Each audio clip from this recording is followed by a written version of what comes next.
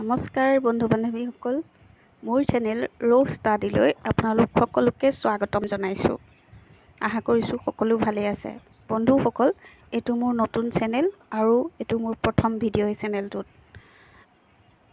মই ভাবিলোঁ আগন্তুক অসম চৰকাৰৰ এক্সামবোৰৰ বাবে অসমীয়া কবি সাহিত্যিকৰ উপাধি অথবা ছদ্মনামখিনি একে ঠাইতে পোৱাকৈ আপোনালোকৰ ওচৰত উপস্থাপন কৰোঁ।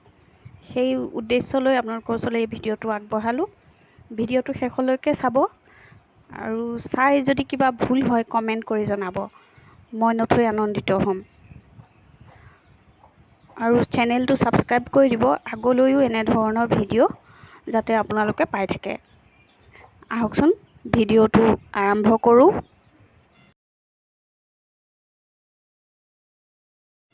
ব্যক্তিৰ নাম আৰু প্ৰাপ্ত উপাধি। 1 নম্বৰতে আছে আমাৰ নীলমণি ফুকন, যাক আমি ককা বুলি কওঁ, তেওঁক বাগ্মী বৰ বুলিও জনা যায়। 2 নম্বৰতে আছে প্ৰসন্নলাল চৌধুৰী, তেওঁক বিদ্ৰোহী কবি বুলি জনা যায়। যতীন্দ্ৰনাথ দুৱৰাদেৱক বনফুলৰ কবি বুলি জনা যায়, যিটো আমি সকলোৱে জানো। বন্ধুসকল, মই ইয়াত 25টা কবি সাহিত্যিকৰ নাম আৰু তেওঁলোকৰ প্ৰাপ্ত উপাধি ইয়াত উল্লেখ কৰিছোঁ, যি আগন্তুক পৰীক্ষাৰ বাবে আপোনালোকৰ বাবে প্ৰয়োজনীয় হ'ব বুলি মই ভাবোঁ। 4 নম্বৰতে আছে আনন্দৰাম দাস, তেওঁক বনকৰ বুলি জনা যায়।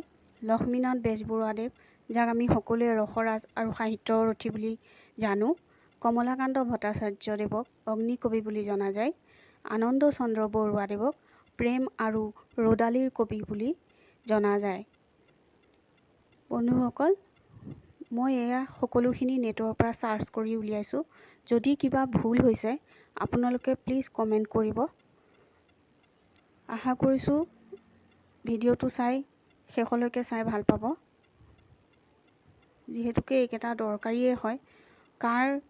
কাক কি নামেৰে জনা যায় আমি গোটেইখিনি এঠাইতে পালে সুবিধাজনক হয় আমাৰ। সেয়ে আপোনালোকৰ ওচৰলৈ এইখিনি আগবঢ়ালোঁ। আশা ৰাখিছোঁ আপোনালোকে উপকৃত হ'ব এই ভিডিঅ'টো চাই।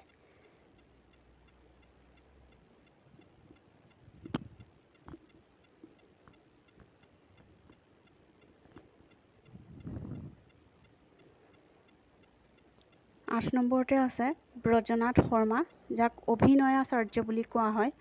অম্বিকাগিৰি ৰায়চৌধুৰী, যাক আমি সকলোৱে জানো অসম কেশৰী বুলি। অম্বিকাগিৰি ৰায়চৌধুৰীক অসম কেশৰী বুলি কোৱা হয়। হেম বৰুৱা দেৱক কোৱা হয় অসম গৌৰৱ বুলি। নলিনীবালা দেৱীক কোৱা হয় অতীন্দ্ৰিয় কবি বুলি। অতীন্দ্ৰিয় কবি আমাৰ নলিনীবালা দেৱী। 12 নম্বৰতে আছে ভৱানন্দ ৰাজখোৱা, তেওঁক খৰিকাজাই কবি বুলি কোৱা হয়। মতিৰাম বৰা, তেওঁক লোকপ্ৰাণ বুলি কোৱা হয়। অমীয় কুমাৰ দাস, যাক আমি সকলোৱে লোকনায়ক বুলি জানো। মাধৱ কন্দলী, তেওঁক কোৱা হয় অপ্ৰমাদী কবি বুলি।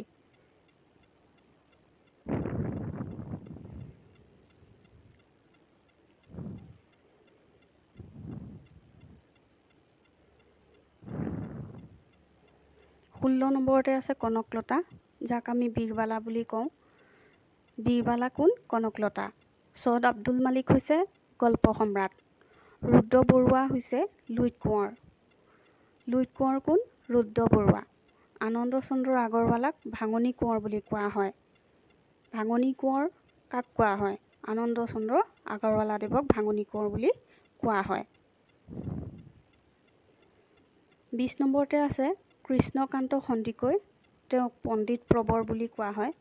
লক্ষ্মীনাথ ফুকন, তেওঁক কোৱা হয় প্ৰেমৰ কবি বুলি।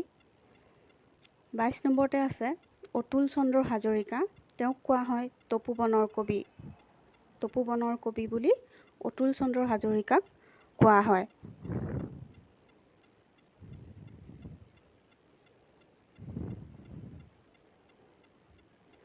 হীৰেণ 23 নম্বৰতে আছে হীৰেণ ভট্টাচাৰ্য ডাঙৰীয়া, তেওঁক কোৱা হয় সুগন্ধি পখিলাৰ কবি। 24তে আছে শৈলধৰ ৰাজখোৱা, তেওঁক কোৱা হয় নিজৰাৰ কবি। 25 নম্বৰতে আছে বিনন্দ চন্দ্ৰ বৰুৱা, তেওঁক কোৱা হয় ধনী কবি বুলি। ধনী কবি বুলি কাক কোৱা হয়? বিনন্দ চন্দ্ৰ বৰুৱাদেৱক। বন্ধুসকল, আজিলৈ ভিডিঅ'টোত এইখিনি কবি সাহিত্যিকসকলৰ 25জন মই ইয়াত উল্লেখ কৰিলোঁ।